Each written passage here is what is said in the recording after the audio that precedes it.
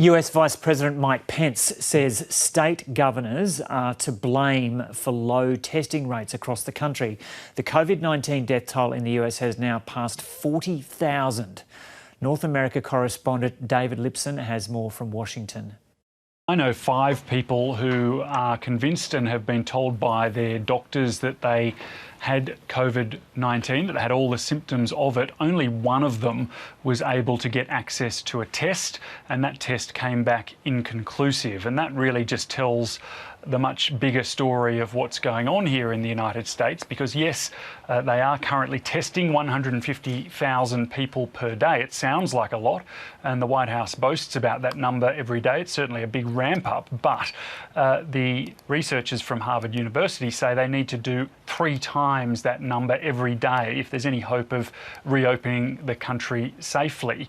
And of course, it was the lack of testing at the front end of this crisis that saw coronavirus spread so far and so wide under the radar that's really landed the US in such a predicament, such a huge catastrophe in the first place. So the governors say absolutely more tests need to be done. They say they've done everything they possibly can to get their hands on more testing, but the White House says, well, it's up to you to work it out.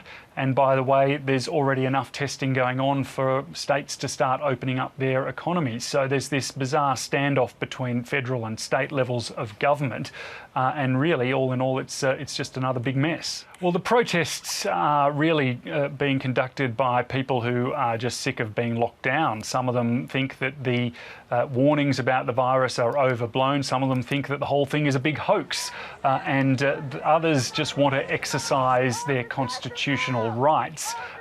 It's a pretty strange mix of people that have all sorts of different reasons for breaking the stay-at-home orders, and those watching on who are still locked up doing the right thing are just watching on in disbelief and in some cases anger as well, because if there is a breakout among those protesters, well, that's going to clog up, of course, the hospital facilities, but it's also going to achieve the exact opposite of what they're trying to achieve, because it'll only delay the lifting of restrictions.